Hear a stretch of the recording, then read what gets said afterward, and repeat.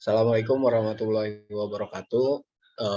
Kami dari kelompok 9 ingin mempresentasikan hasil tugas besar pemodelan simulasi mengenai literasi penelitian.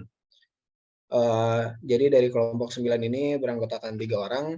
Yang pertama, Mario Gilang Permadi dengan NIM 1104 20 30 70.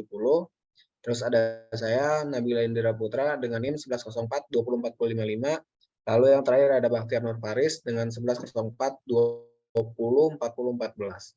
Oke, jadi dari masing-masing anggota itu sudah melakukan perancangan rangkaian RLC untuk di masing-masing anggotanya pada case study sebelumnya. Lalu pada saat pengambilan data itu harus menggunakan satu buah rangkaian RLC. Jadi ini adalah rangkaian yang sudah kita tetapkan, rangkaian RLC yang kita gunakan untuk pengambilan data. Jadi kita menggunakan sumber arus AC, terus ada 2 buah resistor yang dirangkai secara seri, 2 buah kapasitor yang dirangkai secara paralel, dan 1 buah induktor dengan 2 buah sinyal ground. Jadi ini adalah rangkaian yang kita gunakan untuk pengambilan data. Oke, pada tugas besar pemodelan simulasi, kita membutuhkan 2 buah input yang untuk menghasilkan 1 buah output. Jadi untuk ketentuan tersebut kita menggunakan input, ada V atau tegangan input, terus ada Z atau impedansi. Dengan kita mengharapkan nilai output arus yang akan kita dapatkan pada rangkaian yang kita gunakan. Jadi yang pertama untuk V ini adalah tegangan input. Jadi tegangan input nanti bisa kita atur. Kita mau menggunakan V-nya itu berapa, lalu kita menggunakan nilai Z-nya. Tetapi untuk mendapatkan nilai Z itu harus ada perumusan terlebih dahulu. Oke, selanjutnya ini kita akan membahas mengenai rumus Z atau rumus impedansi. Jadi yang pertama rumus Z itu adalah Z sama dengan akar R kuadrat ditambah XL min XC yang hasil pengurangan itu dikuadratkan. Jadi ini adalah rumus dasar dari impedansi itu sendiri. Nah, setelah itu pengurangan antara XL dan XC itu bisa kita gabung, hasilnya itu menjadi X. Jadi kita persingkat rumus impedansi, jadi Z sama dengan akar R kuadrat ditambah dengan X kuadrat. Nah, untuk XL-nya ini adalah reaktansi induktor, XC-nya itu reaktansi kapasitor. Nanti dikurang, habis itu dikuadratkan. Lalu untuk nilai R-nya itu adalah nilai hambatan total pada sebuah rangkaian. Nah, setelah itu, jika kita ingin menggunakan rumus impedansi seperti ini, maka kita harus mengetahui nilai XL dan nilai XC-nya juga, selain nilai R-nya. Oke, jadi ini adalah rumus XL. XL sama dengan omega dikali L. Omega di sini kecepatan sudut sinusoidal karena kita menggunakan sumber arus AC. Nah, sumber arus AC ini akan menghasilkan sebuah gelombang yang berbentuk sinusoidal. Jadi kita menggunakan omega dikali dengan L. L-nya itu adalah total nilai induktor yang kita gunakan pada rangkaian. Terus yang kedua di sini adalah XC. XC-nya itu tadi adalah reaktansi kapasitor. Untuk mengetahui nilai reaktansi kapasitor, itu dengan rumus 1 dibagi dengan omega dikali dengan total kapasitor. Omega di sini, omega di XL dan omega di XC itu sudah kita tetapkan nilainya itu 20. Jadi nanti tinggal kita ubah aja nilai L dan nilai C-nya yang akan mendapatkan nilai XL dan XC. Nah, nanti apabila sudah mendapatkan nilai XL dan XC, kita tinggal balik lagi aja ke rumus awal si impedansi. Nanti kita tinggal masukkan nilai masing-masing XL dan XC-nya dengan R-nya itu hambatan total pada sebuah rangkaian. Kalau misalkan dia berbentuk seri, tinggal ditotal secara seri. Tapi kalau misalkan dia berbentuk paralel, maka kita harus mentotalkan secara paralel. Nah, nanti kalau misalkan si Z-nya, nilai Z-nya itu sudah dapat, kita balik lagi ke rumus utama untuk mendapatkan nilai arus. Nanti nilai V kita masukkan dengan nilai Z-nya juga kita masukkan sesuai dengan data yang dibutuhkan. Dengan harapan kita memasukkan nilai tegangan dan nilai impedansi, itu akan muncul nilai arus atau nilai arus keluaran pada sebuah rangkaian. Oke, mungkin sekian pemaparan mengenai dasar teori. Selanjutnya akan saya serahkan kepada Bakhtiar untuk melanjutkan sesi selanjutnya. Jadi selanjutnya saya akan menjelaskan proses pengambilan datanya. Jadi di sini proses pengambilan datanya itu dengan menetapkan bahwa V ini kita tetapkan yaitu 12 volt.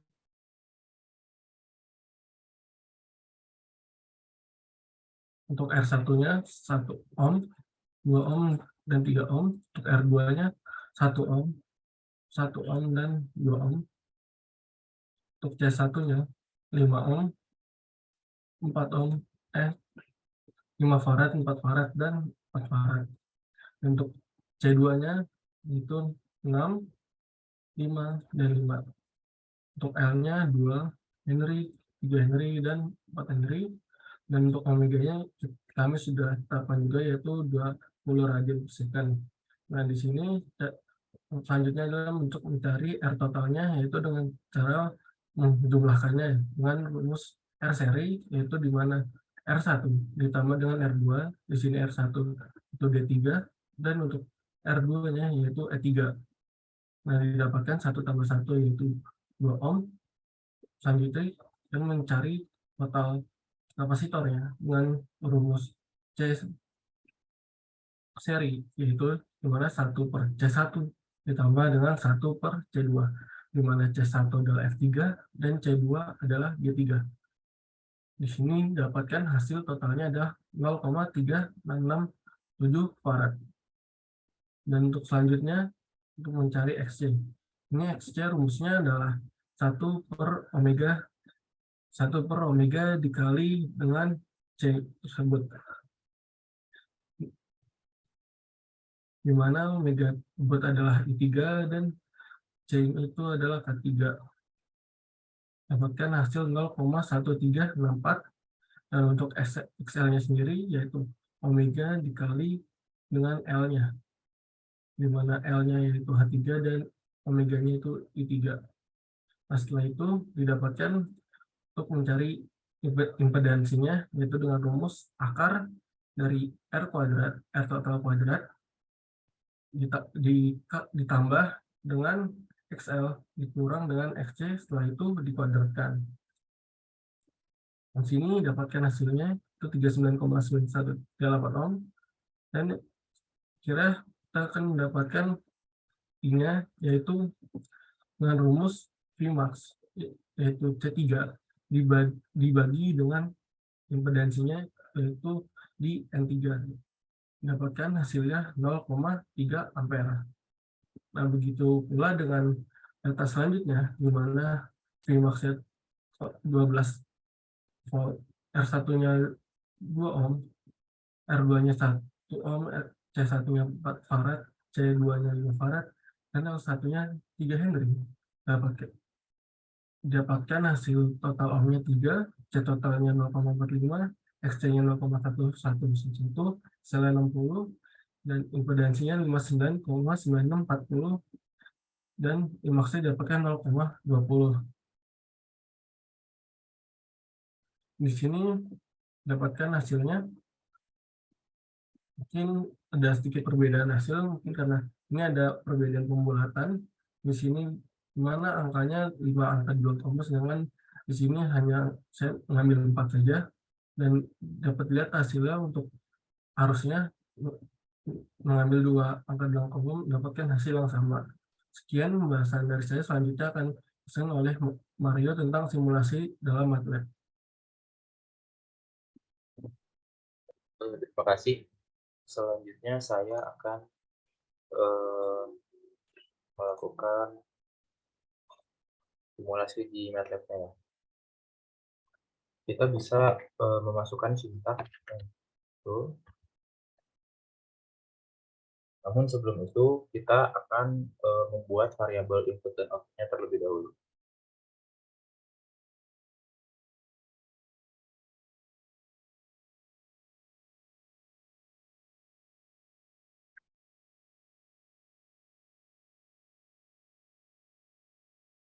Untuk variabel inputnya itu kan ada dua ya, berupa tegangan dan juga impedansi.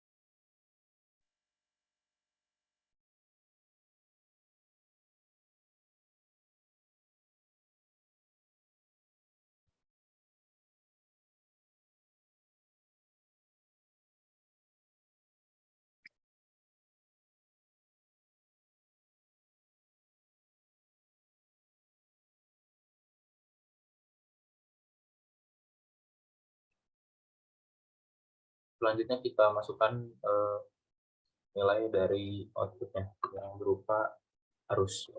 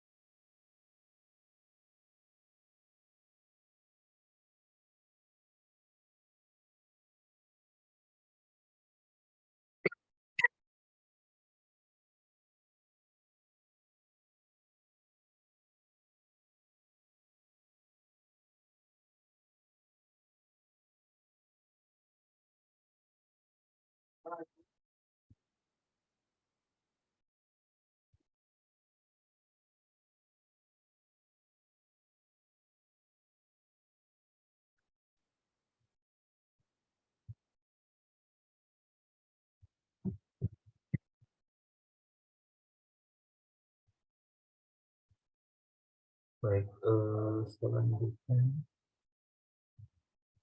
kita akan masuk ke sini import variabelnya. Yang mana variabel input ini sebagai input datanya, lalu variabel output sebagai target datanya. Setelah itu kita buat networknya. Di sini saya menamai network satu saja. Terus input data kita pilih input, target datanya tadi output. Dan ini layarnya 2 karena di input tadi kita menggunakan 2 layer. Di sini juga kita bisa melihat dari custom neural network-nya.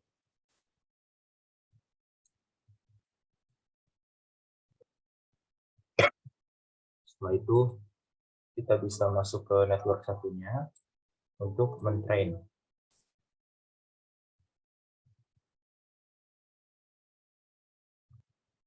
Nah, kita lihat performance-nya.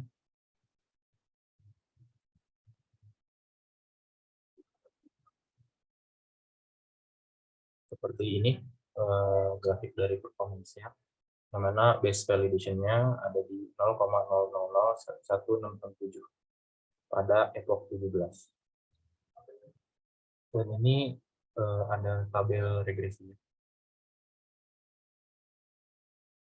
Dengan trainingnya R sebanyak 1, validation di R0, tesnya di R1, dan seperti itu.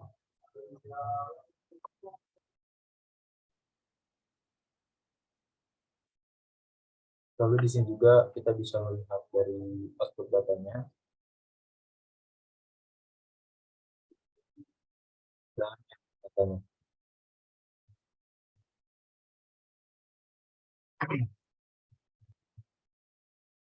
Kita akan melihat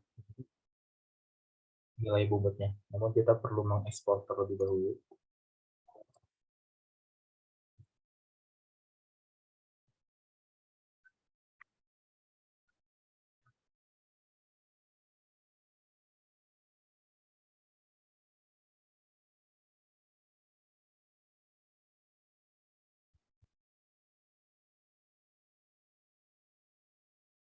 Dan ini merupakan nilai bobotnya yang digunakan.